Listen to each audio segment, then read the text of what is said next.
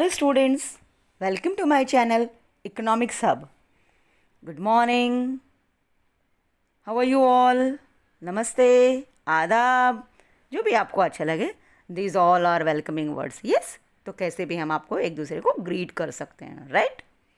So students, इसके पहले के लेक्चर मैंने आपको यूटिलिटी एनालिसिस के बारे में इंट्रोड्यूस किया था.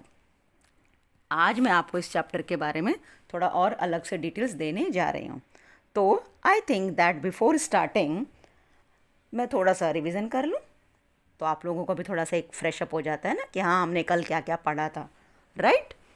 तो आज हम आपके सामने स्टार्ट करने से पहले रिवीजन. तो कल हमने क्या क्या किया था? कल हमने रिवीजन में किया था introduction, meaning, features of utility.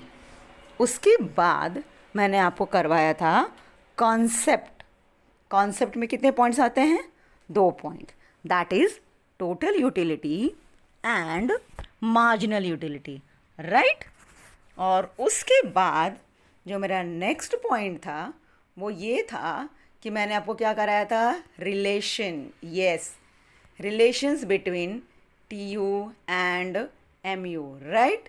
तो कल जब मैं आपको पहले लेक्चर में relation between TU and MU आपको मैं करवा रही थी, तो मैंने आपको एक चीज़ बताया था, अगर आपको ध्यान होगा तो मैंने आपको ये बताया था कि स्टूडेंट्स, इसमें से बहुत सारे क्वेश्चंस पूछे जाते हैं ऑब्जेक्टिव्स के लिए. जैसे ये फर्स्ट पॉइंट से, सेकंड पॉइंट से, थर्ड पॉइंट से. तो आप ये ऑब्जेक्टिव्स में कंफ्यूज हो जाते हो कि कैसे क्या हमें इन सब चीज़ों को हमें कैसे याद रखना है. तो आज मैं आपको सबसे पहले इसका एक छोटा सा टेबल लिखवा के दे रही हूँ. आप चाहें तो इसे नोट डाउन कर सकते हैं. एक साइड पे आप बनाएंगे टीयू और दूसरे साइड में आप बनाएंगे एमयू. तो क्वेश्चन नंबर 1, पहला मैंने आपको बताया था कि टेबल, जो आपका टेबल वो आपको याद रहना चाहिए, क्योंकि उससे ही आपको क्या बनाना है? ग्राफ बनाना है. तो फर्स्ट में आप टेबल देखोगे तो आपका जो यूनिट्स है जो कंज्यूम किया वो 10 है. मतलब पहले में आपका क्या है? टीयू और एमयू सेम है, राइट? फिर दूसरे में आपका जब टीयू इंक्रीज हो रहा है, when your TU is increasing then MU is decreasing. Then next time जब आपका टीयू एकदम हाईएस्ट हो रहा है, 30 हो रहा है, व्हेन जब आपका टीयू क्या हो रहा है? हाईएस्ट हो रहा है, तब आपका एमयू क्या हो रहा है? लोवेस्ट हो रहा है, मतलब कि 0 हो रहा है. और जब आपका नेक्स्ट पॉइंट टेबल में देखो, जब आपका टीयू पॉजिटिव हो रहा है, क्या हो रहा है? पॉजिटिव हो रहा है, तब आपका एमयू नहीं चाहिए, आंसर नेगेटिव में आ रहा है, तो आपका एमयू क्या हो रहा है? नेगेटिव हो रहा है. तो ये आपका पूरा MCQs का क्वेश्चन तैयार हो गया. When the TU will be same, when the TU will be 10 units, that time marginal utility will be what?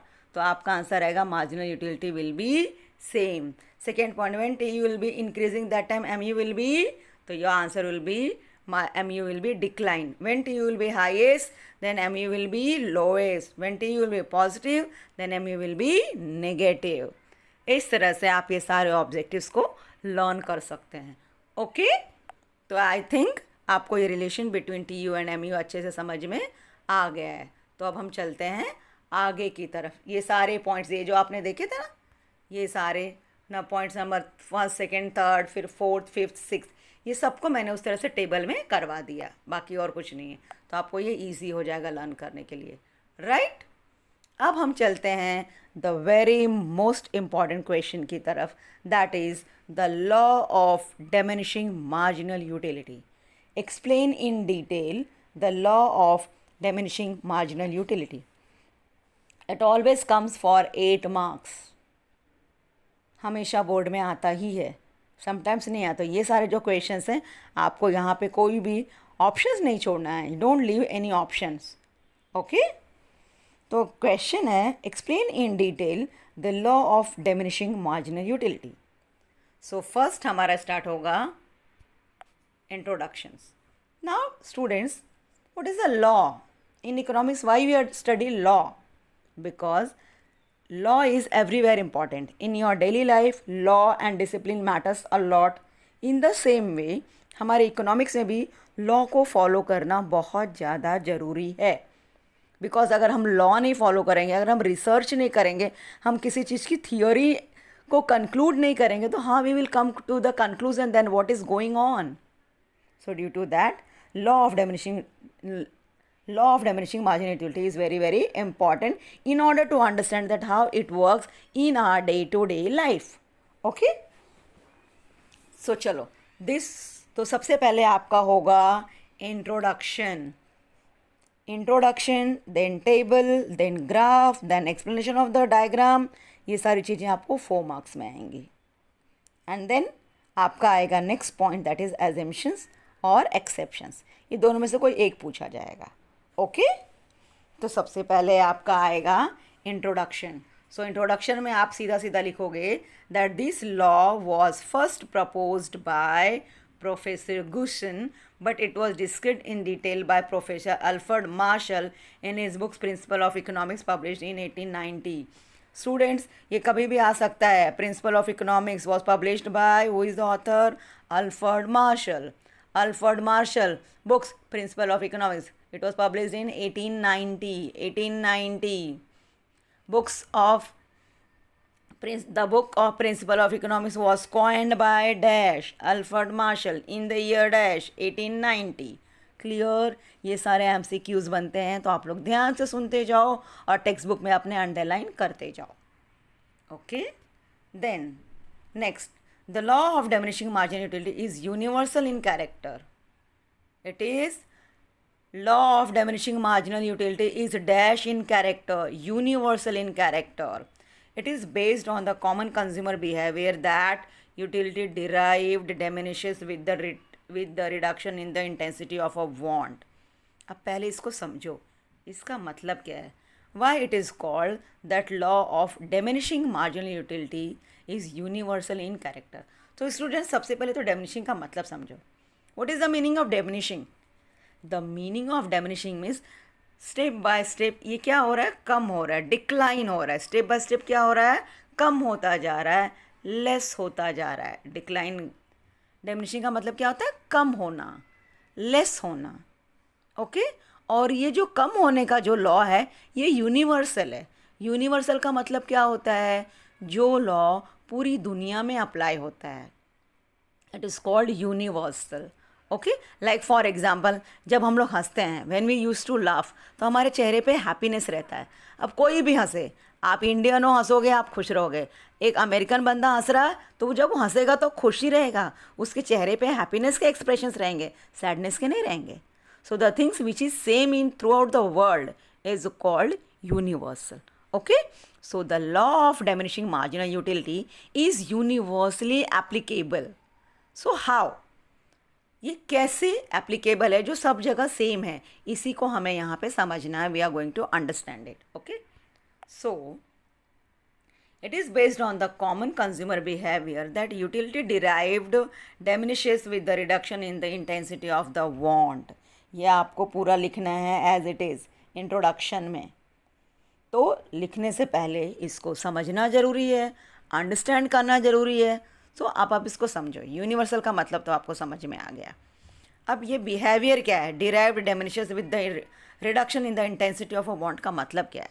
इसका मतलब है, चलो मैंने आपको बहुत भेलपुरी और समोसा का एग्जांपल दे दिया, ठीक है. अब मैं आपको स्वीट का एग्जांपल देती हूँ. अभी आपको फर्स्ट टाइम आपने प्लेट में एक लड्डू खाया, आप बहुत खुश हो जाओगे. फिर आपने नेक्स्ट टाइम 2 लड्डू खाया तो भी आप खुश हो जाओगे. कितना हो गया, 1 लड्डू, 2 लड्डू, 3 लड्डू. फिर आपने 5 लड्डू खा लिया तो क्या तब भी आपका सेटिस्फेक्शन, जितना खुश आप फर्स्ट लड्डू के टाइम पे थे, क्या उतना ही आप चौथे और 5वें लड्डू के टाइम पे भी उतना ही खुश हैं? नहीं, आंसर आएगा नहीं. अब धीरे धीरे मेरा मन भर रहा है. फिर आपने 9वां 10वां पीस लड्डू खा लिया, आपका आंसर हो जाएगा I don't want, I will throw it. Yes और no. So the more and more you will consume, your desire for that will become less and less. मतलब जिन चीज़ों को आप ज़्यादा से ज़्यादा यूज़ करोगे, एक टाइम के बाद आपका उससे मन भरने लगता है और फिर आप उन चीज़ों को पसंद नहीं करते हो. आपका उसके लिए पसंद, लाइक्स क्या होने लगती है, वो डिसलाइक्स में बदलने लगती है, कम होने लगती है, और फिर वो नेगेटिविटी में कन्वर्ट हो जाती है। नहीं, बस आई डोंट वांट। इस लाइन का मतलब यही है। It is based on the common consumer behaviour that utility derived diminishes with the reduction in the intensity of a want. जितना ही आप, जो भी चीज़ें आपके पास हैं, आपको उसके लिए इंटरेस्ट धीरे धीरे कम हो जाता है। ओके देखो, जिसके पास पैसे बहुत ज़्यादा हैं उसको पैसे का इतना क्रेज़ नहीं रहता, लेकिन जिसके पास नहीं है उसको रहता है। मतलब जो चीज़ आपके पास स्टार्टिंग में नहीं है, जब आप उसको लोगे तो बहुत ज़्यादा उसका क्रेज़ रहता है, लेकिन जब आपके पास वो डेली की रूटीन हो जाती है तो आपका उसके लिए क्रेज़ धीरे धीरे कम होने लगता है और फिर एक दिन ख़त्म हो जाता है। गेटिंग? तो इसका मतलब यही हुआ, the more and more you have the less will be the desire for that commodity. Clear? तो आपको इंट्रोडक्शन समझ में आया? स्टूडेंट्स, जब आप एग्ज़ाम में लिखोगे तो सबसे पहले आपको यहाँ हेडिंग देना पड़ेगा इंट्रोडक्शन, पूरा का पूरा, otherwise your marks will be deducted. समझ में आया? अब आपका second statement of the law है। Second point is you have to write statement of the law and then you have to underline it. ये तो हमारा लॉ किसने बनाया, इसका मतलब क्या है ये आपने समझा। Now what is the statement? अब ये लॉ अगर कॉमन है, यूनिवर्सली एप्लीकेबल है, तो सब कुछ स्टेटमेंट भी तो रहेगा ना? येस और no? Yes. So what is that statement?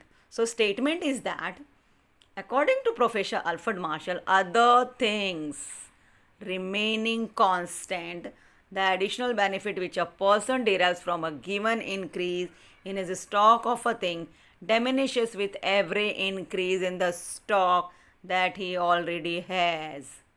So in other words, marginal utility that any consumer derives from successive units of a particular commodity goes on diminishing as his or her total consumption of that commodity increases. In short, the more of thing you have, the less you want to have more of it. जो मैंने आपको starting में समझा दिया कि जितनी चीज़ें आपके पास रहेंगी उतना ही धीरे धीरे आपके पास उसकी डिज़ायर, उसकी विश कम होती चली जाएगी। अगर आपका स्वीट का दुकान है, आपको रोज़ उसके लिए, स्वीट के लिए कितना क्रेज़ रहेगा। स्टार्टिंग में आपने स्वीट का दुकान खोला, आप सारे स्वीट्स को खूब मन से खाओगे। अरे ज़रा इसका टेस्ट कर लूँ, ज़रा काजू कतली का टेस्ट कर लूँ, ज़रा मलाई पेड़े का टेस्ट कर लूँ, ज़रा बूंदी का टेस्ट कर लूँ। कितने दिन? फिर एक दिन ऐसा आएगा कि आपको उसकी तरफ देखने का भी मन नहीं करेगा। यस और नो? ऐसा ही होता है जब हमारे पास चीज़ें, जब हम डेली यूज़ करने लगते हैं, जब हम उसके साथ यूज टू हो जाते हैं, तो उसके लिए हमारी विश, हमारी डिज़ायर क्या होती है? कम हो जाती है। तो यहाँ पे अल्फ्रेड मार्शल ने यही बताया कि other things will remain constant. आपके कपड़े से, आपके फेस्टिवल से कोई लेना देना नहीं है। आपकी वो स्वीट की शॉप है, आपको पता है आपको रोज़ स्वीट्स देखना ही है, आप ही का शॉप है, कभी भी आप खा लो, चाहे कोई भी। तो ऐसा नहीं कि फेस्टिवल आया है तो हमको सब चीज़ें खाने को मिलेंगी। क्या ऐसा आपके साथ होगा? नहीं। उसको पता है, उसका तो डेली का स्वीट का शॉप है, क्या फेस्टिवल है क्या नहीं फेस्टिवल, उसके पास तो डेली स्वीट्स भरी हुई है, उसको कोई फ़र्क नहीं पड़ेगा।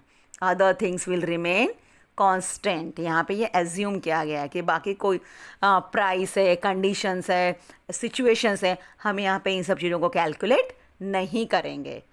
तो यहाँ पे लिखा है कि other things will remain constant, only additional benefit, जो एक्स्ट्रा कंज्यूमर डेली कमोडिटी जो कंज्यूम कर रहा है, एक दिन उसके लिए उसकी इच्छा धीरे धीरे ख़त्म हो जाएगी, कम हो जाएगी, डिमिनिश हो जाएगी। Clear? And this exact economical wordings you have to write according to professor Marshall. से आप लिखना स्टार्ट करेंगे, फिर यहाँ तक आप लिख देंगे। पर किसी किसी स्टूडेंट्स को ये नहीं लर्न होता है, तो अगर ये नहीं लर्न होता है तो आप यहाँ से लिख सकते हो that marginal utility that any consumer derives from successive units of the particular commodity goes on diminishing as his or her total consumption, यहाँ से लेके यहाँ तक। and if you want a very good marks then you have to write full because it comes for 8 marks। देखो आई don't think so that कि एक बार आपने इसको जनरल स्टेटमेंट में समझ लिया then learning is very difficult. No, I don't think so. And if you want to write paper on time then do written practice every day. Okay, तो ये था आपका स्टेटमेंट ऑफ द लॉ हो गया। अब स्टूडेंट्स, ये जो assumptions है ना, ये बुक में बाय मिस्टेक रॉन्ग प्रिंट हुआ है। तो first we will not study about assumptions, first we will study about the table. आपके बुक में ये पेज नंबर 13 पे है. ओके, assumptions we will study later on. First, after introduction and statement of the law, our third point is explanation of the table. So आपका जो table है वो यूनिट ऑफ एक्स है एंड देन मार्जिनल यूटिलिटी है. देखो, first unit यानी जब आपने पहला लड्डू खाया तो आप बहुत खुश थे, 10 यूनिट्स कंज्यूम किया. सेकेंड टाइम पे 8 यूनिट्स कंज्यूम किया. थर्ड टाइम पे 6 यूनिट्स कंज्यूम किया. और सिक्स टाइम पे 1 मिनट, जब आपने फर्स्ट यूनिट लिया तब आपने उसका 10 यूनिट्स कंज्यूम किया. सेकेंड टाइम पे सेम सामान को आपने 8 टाइम्स यूज़ किया. थर्ड टाइम पे सेम सामान को आपने 6 टाइम्स यूज़ किया. फोर्थ टाइम पे सेम सामान को आपने 4th टाइम यूज़ किया. देख रहे हो आपके यूज़ करने की स्पीड कम हो रही है, डिक्लाइन हो रहा है. 5th टाइम पे आपका ये नेगेटिव में हो गया. 6th टाइम पे आपको सीधा 0 और 7th टाइम पे तो माइनस ही चला गया. नहीं, देखने का ही नहीं है, बस हो गया. I don't want to see that. दिख रहा है? ये आपको लर्न करना है, ये टेबल पूरा अच्छे से बनाना है और इस तरह से आपको लिखने का है. अब सेम टेबल को ये जो यूनिट्स है ये आप x पे बनाएंगे और ये जो मार्जिनल यूटिलिटी है ये आप y पे बनाएंगे. यहाँ पे y, यहाँ पे x. क्लियर? और यहाँ पे आप वो लिखेंगे. तो ये जो मार्जिनल यूटिलिटी है ये आप यहाँ पे लिखेंगे y पे, और ये जो यूनिट्स ऑफ x है ये आप यहाँ पे लिखेंगे. गेटिंग? यस. सो चलो अभी हम लोग चलते हैं टेबल की तरफ. तो टेबल है आपका, अरे ग्राफ की तरफ. टेबल तो आपने देख लिया, अब हम लोग चलते हैं ग्राफ बनाएंगे. ग्राफ आपको दिख रहा है, y axis, x axis, units of commodity x, mu is equal to marginal utility curve. Yes, this is called, this ये डाउनवर्ड जो लाइन आई है ना, this line is called marginal utility curve. So the same thing, you have to see the points and you have to put the dot. So put the dot. तो unit of x पे first पे आपने आपको कितना consume किया है? 10 units consume किया है. देन सेकेंड यूनिट पे आपने कितना कंज्यूम किया है? 8 यूनिट कंज्यूम किया है. देन थर्ड पे आपने कितना यूनिट कंज्यूम किया है? 6 यूनिट कंज्यूम किया है. देन फोर्थ पे कितना यूनिट कंज्यूम किया है? 4 यूनिट कंज्यूम किया है. देन आपने 5 पे कितना यूनिट कंज्यूम किया है? ओनली 2 यूनिट कंज्यूम किया है. ये देखो 2, ओनली 2 यूनिट कंज्यूम किया है. देन 6 पे आपने 0 यूनिट कंज्यूम किया है. 6 पे 0, यहाँ 0 है. 6 पे आपने 0 यूनिट कंज्यूम किया है.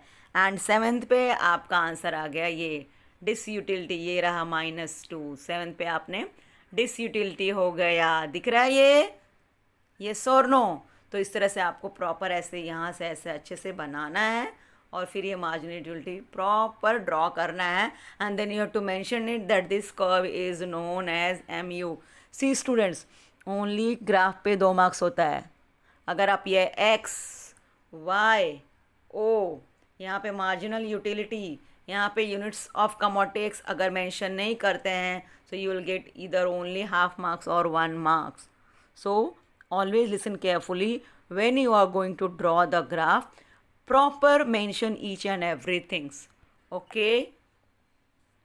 अब आता है explanation of the diagram. अभी मैंने जो explain किया, what is on x axis, what is on y axis, you have to explain. So units of the commodity x are measured on y axis and marginal utility is measured on y axis, x axis and y axis. Then various points of MU are plotted on the graph as per the given schedule. So when the locus of all the points is joined, MU curve is derived. And MU curve is derived. अब next important point जो आपको underline करना है, that MU curve slopes downward from left to right. Students, हमारे eco में there is no two side traffic, there is only one way, that is left to right.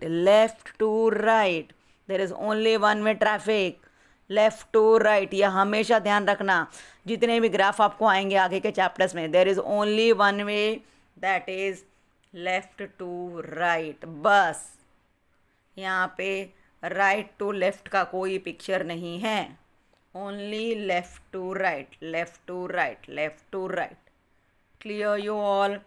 Now the next question is MU curve slopes downward या upward from left to right. So your answer is that mu curve slopes downward. Students को समझ नहीं आता है, वो downward के बदले upward लिख देते हैं और बाद में आंसर रॉन्ग हो जाता है. So due to that, I am telling you, listen it very carefully, that mu curve is always go from left to right. That is downward direction. और ये जो आपका कर्व बन रहा है ना, ये प्रॉपर लगना चाहिए कि ये आपने ऐसे डाउनवर्ड बनाया है. अगर आपने ऐसे बना दिया, ऐसे बना दिया ना, तो it is, you will get 0 marks. It should be properly from down. It should look like that, yes, it is coming down. Okay, ये सारी चीज़ों को ध्यान रखोगे. इको में गुड मार्क्स स्कोर करने से आपको कोई भी स्टॉप नहीं कर सकता. No one can stop you. Okay, so mu curve is derived. Mu curve slopes downward from left to right, which shows that mu goes on diminishing with every successive increase in the consumption of the commodity. When mu becomes 0, हाँ, अब next point underline करो कि जब आपका mu 0 होता है तो mu curve कहाँ पे इंटरसेक्ट कर रहा है, x एक्सेस पे या y एक्सेस पे. Your answer is on x axis. When mu becomes 0, then that time mu curve is intercepting on which axis? On the x axis. ध्यान में रखना, अंडरलाइन कर लो. So the further consumption of the commodity brings disutility, that is negative utility. 10-12 Laddu क्या मेरे को hospital जाने के क्या, वॉशरूम जाने के क्या, आई डोंट वांट. उधर ही जाओगे अगर ज़्यादा कंज्यूम करोगे तो. Yes. So disutility which is shown by the shaded portion in the diagram. ये आपको शेडेड करना है. Why? Because it shows negativity, disutility. Now the consumer is not interested in that particular product. देखना ही नहीं है, आई डोंट वॉन्ट, बहुत use कर लिया. Getting? So this you have to show. Clear? Diagrams अच्छे से समझ में आ गया. अब हम लोग वापस चलते हैं पीछे की तरफ, मतलब एजम्पशंस पे. ठीक है, पॉइंट्स को ध्यान से सुनो.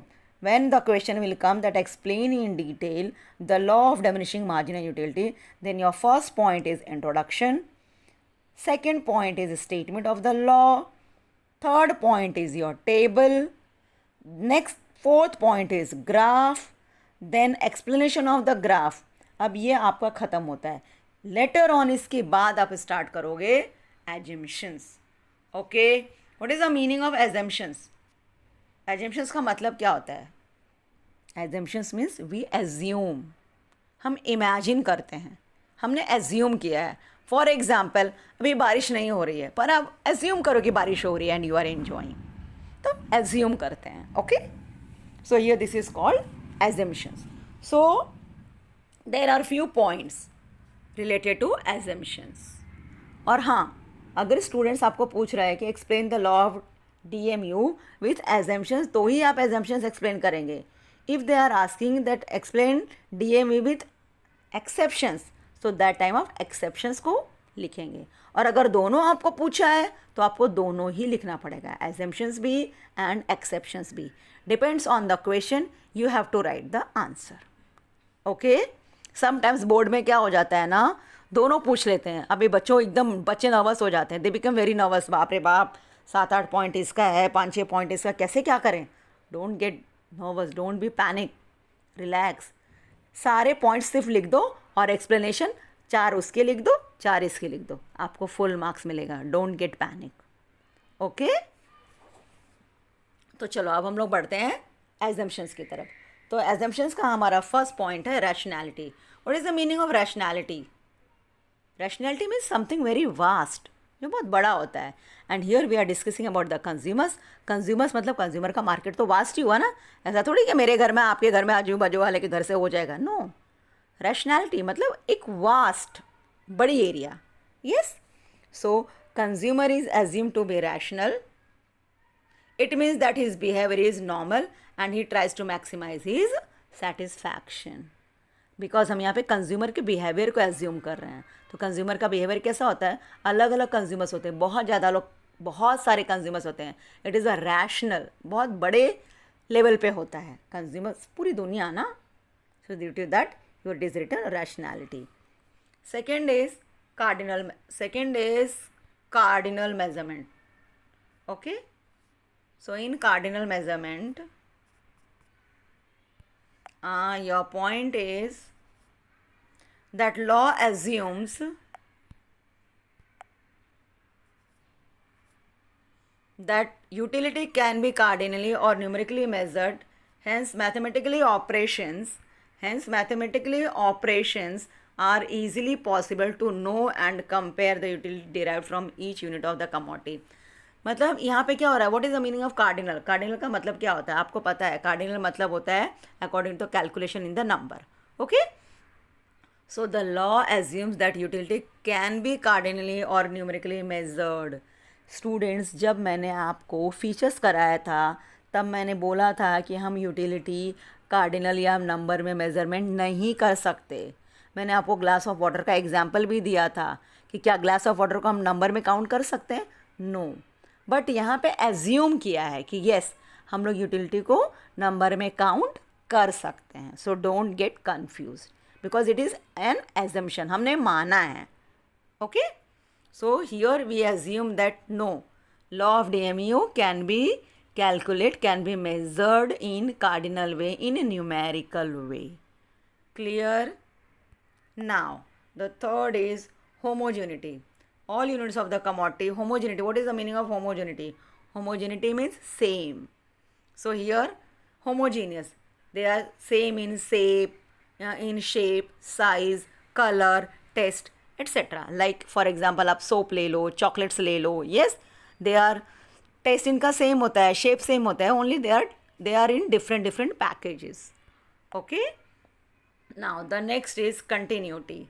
All units of commodity are consumed in quick succession without any lapse of time. Yes, we are the consumer.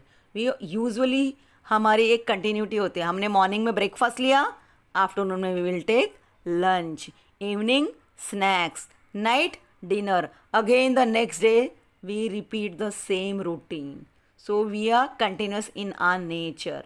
हमारा ये क्या है? कंटिन्यूस रिपीट होता है. Okay, this is called continuity. Now fifth is reasonability. All the units of the commodity consumed are of reasonable size. They are neither too big nor too small. हमारी जो भी daily की जो चीज़ें हैं, जो डेली यूज़ करते हैं, हमारे एक जितना हम अफोर्ड कर सकते हैं उतनी रीज़नेबल होती है. ऐसा नहीं कि आज मैंने 2 ब्रेड खाया तो कल मैं डेली का डेली पिज़्ज़ा खाते जाऊंगी. नहीं, वाह, डेली का डेली पिज़्ज़ा नहीं. हमारे एक वे ऑफ एक लाइफ है हमारी, जो हम डेली जो चीज़ें यूज़ करते हैं वो एक रीज़नेबल तरीके से होता है, एक नॉर्मल तरीके से होता है. Okay, so this is called reasonability. And now the next point is constancy. What is the meaning of constancy? All the related factors like income, taste, habits, choices, likes, dislikes of the consumer should remain constant. Marginal utility of money is also assumed to be constant. Yes, यहाँ पे हमने क्या assume किया है कि हमारे जो constancy, मतलब कुछ चीज़ें हमारी चेंज नहीं होती हैं. जैसे मेरे को तीखा खाना पसंद है तो कल को मीठा थोड़ी ना हो जाएगा. किसी को मीठा खाना पसंद है तो कल को तीखा थोड़ी ना हो जाएगा. जो उसकी हैबिट है वो सेम रहेगी. There is no change. And second thing, MU में एक और चीज़ एज्यूम किया है कि money, marginal utility of money is also assume to be constant. हमारा मनी के लिए कभी हमारी सोच चेंज नहीं होती कि हमारे पास पैसा कितना भी आए तो हमारा मन भर जाएगा. नहीं, ये हमारा कांस्टेंट है, इसमें हमारे कोई भी चेंज नहीं आएगा. खाने पीने की चीज़ हम ज़्यादा खाएंगे तो भले उब जाते हैं, पर पैसे के लिए नहीं. तो it is assume that marginal utility of money is a constant. Okay, now seventh is divisibility. So the law assumes that the commodity consumed by the consumer is divisible so that it can be acquired in small quantities. Yes, अगर आप chocolate खाते हो तो half of share करके खा सकते हो ना, डिवाइड कर सकते हो. तो लॉ, DMU का लॉ ये भी कहता है कि हमारे जो भी हम कमोडिटी यूज़ करते हैं, whatever the commodity we are using, it is divisible. Clear? तो आपको सारे के सारे एजम्पशन समझ में आ गए. तो अब हम लोग चलते हैं, नेक्स्ट है एक्सेप्शंस. एक्सेप्शंस का मतलब क्या होता है? फॉर एग्जांपल देखो, अगर आपके क्लास में समझो for example there are 60 students. आप 60 के 60 स्टूडेंट्स तो स्कॉलर नहीं होंगे ना, एक ही दो जीनियस होता है ना. तो बोलते हैं हाँ हाँ वो तो एक्सेप्शनल है, हर चीज़ में एकदम मस्त, उसका तो सब में मार्क्स अच्छा आता हो, तो ऑलराउंडर है. एक्सेप्शंस मतलब होते हैं पर बहुत कम होते हैं, तो उसको हम क्या कहते हैं? एक्सेप्शनल. तो यहाँ पे DMU का एक्सेप्शंस भी है. So what are that those exceptions? So first is hobbies. Yes, students, हमारी हॉबी ऐसी होती है जो हमको कितना भी मिले हमारा इंटरेस्ट कभी कम नहीं होता. यस, अभी जैसे आपको बहुत अभी यहाँ पे है like hobbies collection of various stamps, coins, rare painting, music, reading etcetera. जैसे फॉर एग्जांपल आपको डांस करना बहुत पसंद है, आपको सिंगिंग करना बहुत पसंद है, तो क्या आपका उससे कभी मन भरेगा? नहीं. जब आप डांस करते हो तो आपको अच्छा फील होता है, यू गेट रिलैक्स्ड. तो हमारी हॉबी ऐसी चीज़ है जो कभी भी हम कितना भी उसको हमारी जो पसंद की चीज़ें हमें मिले तो हम उससे बोर नहीं होते. So this is called exceptional point. Okay, then second है miser. What is the meaning of माइजर?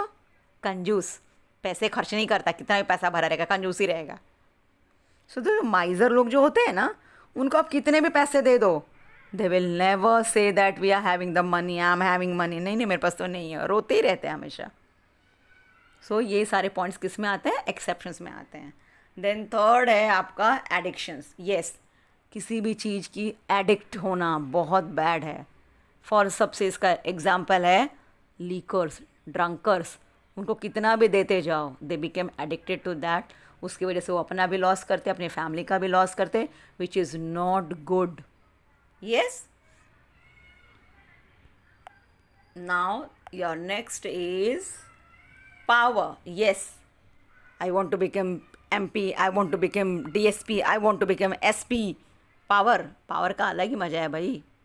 Yes और नो. तो जितना भी इंसान को पावर मिलेगा, कभी कोई इंसान उससे ऐसा होता है कि no no I don't want power. नहीं भाई, पैसा और पावर ये तो दोनों हर एक इंसान को चाहिए. यस, तो पावर उससे कभी इंसान पीछे नहीं हटता. जितना मिलता है we are always ready to take. Yes, I want I want I want. Correct. Now next is money. और नेक्स्ट है हमारा मनी. कितना भी पैसा आ जाए, we will never say that we don't want money. So always we want want want want. So this is money. So these all are the exceptions. Exceptions को कैसे ध्यान में रखोगे? There are only 5 points.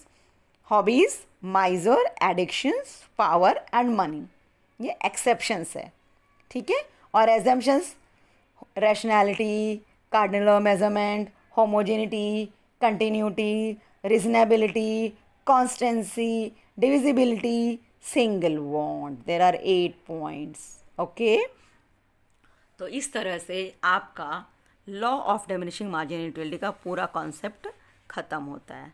Okay, that is state introduction, statement, table, graph, explanation of the graph, then assumptions and exceptions. अब हम लोग चलते हैं नेक्स्ट पॉइंट की तरफ. That is criticism of the law. Criticism मतलब जो लॉ में जो कमियां हैं, weak points, disadvantage of the law. Okay, so इस लॉ की कमियां क्या हैं, क्रिटिसिज्म क्या है. एग्जाम में ये भी आता है, explain in detail the criticism और डिसएडवांटेज ऑफ द लॉ. सो सबसे पहला है कि हमने जो एज्यूम किया है वो बराबर नहीं है. It is not real, it is unrealistic assumptions. ये सबसे पहली कमी है. So the law of diminishing marginal utility is based upon various assumptions like homogeneity, continuity, constancy, rationality etcetera, but it is difficult to fulfil all these conditions at a point of time. सीधी सी बात है, एक बार में इंसान इन सारी चीज़ों को सेटिस्फाई नहीं कर सकता. सो ये अकॉर्डिंग टू लॉ ये क्या है, इस लॉ की कमी है. That is unrealistic exemptions. Now second is cardinal measurement. The law assumes that utility can be expressed cardinally, so it can be added, compared and presented through a schedule. In reality, cardinal measurement of utility is not possible because utility is a psychological concept. Yes, ये भी law का एक weak point है. जबकि जब मैंने features explain किया था तब मैंने आपको उसी वक्त बोला था कि हमारे जो यूटिलिटी है वो हमारे सेटिस्फैक्शन से रिलेटेड है, and satisfaction we can not calculate in numerical terms. So this is also one of the loop holes. ये भी एक लॉ, इस लॉ की एक कमी है. So cardinal measurement is not possible. अब थर्ड है indivisible goods. So the law is not applicable to indivisible and bulky goods like refrigerator, car, TV etcetera which are normally purchased single unit at a time. अब हमारा ये law क्या कहता है कि इसमें कंटिन्यूटी होनी चाहिए। एग्जेप्शन में मैंने पढ़ा था ना कि भाई इसमें कंटिन्यूटी होनी चाहिए, पर कंटिन्यूटी, लेकिन यहाँ पे तो एक कमी आ गई, लॉ बराबर नहीं है कहीं ना कहीं, क्योंकि हम फ्रिज, वॉशिंग मशीन, ये सब तो हम लोग रोज़ नहीं खरीदते ना। हाँ, खाने पीने की चीज़ों की बात अलग है, बट ये सारी चीज़ हम लोग रोज़ नहीं खरीदते, तो हर तरह से कंटिन्यूटी कहाँ से अप्लाई हुआ। सो this is also one of the loop holes, कमी है, ठीक है। देन नेक्स्ट है constant marginal utility of money. The law assumes that ME of each unit of money remains constant. However, critics argue that ME of money differs from person to person. It is influenced by changes in the price, stock of money, etc. Yes. हर इंसान को 10,000 ही चाहिए ऐसा हम assume कर सकते हैं क्या? नहीं, किसी को 10,000 की ज़रूरत है, किसी को 50 लाख की ज़रूरत है, किसी को 1 CR की ज़रूरत है, तो it depends on their needs. तो ये भी एक क्या है, एक लूप होल्स है। Then single want. The law is restricted to the satisfaction of a single want at a point of time. However, in reality, a man has to satisfy many wants at a point of time. Yes, ये भी एक कमी है। अभी मैंने notebook ले लिया, pen ले लिया, पेंसिल ले लिया, साथ में खाने का कुछ सामान भी ले लिया, टीवी भी देख रहे हैं, बहुत सारे काम एक साथ कर रहे हैं। यस और नो? सिर्फ सिंगल वांट कहाँ से कंज्यूम कर रहे हैं? बहुत सारी चीज़ें मैं एक साथ कर रही हूँ ना, मैं खा भी रही हूँ, मैं पढ़ भी रही हूँ, मैं देख भी रही हूँ, मैं एंजॉय भी कर रही हूँ। So this is also one of the loopholes. So students, आपको the law of diminishing marginal utility, उसका criticism, उसका assumptions, उसका exceptions, सब कुछ अच्छे से समझ में आया। तो अब आज इसी के साथ मैं इस टॉपिक को, इस लेक्चर को एंड करती हूँ। आपको जो भी डाउट्स हो आप कमेंट बॉक्स में पूछ सकते हैं, कमेंट कर सकते हैं। Okay, bye bye.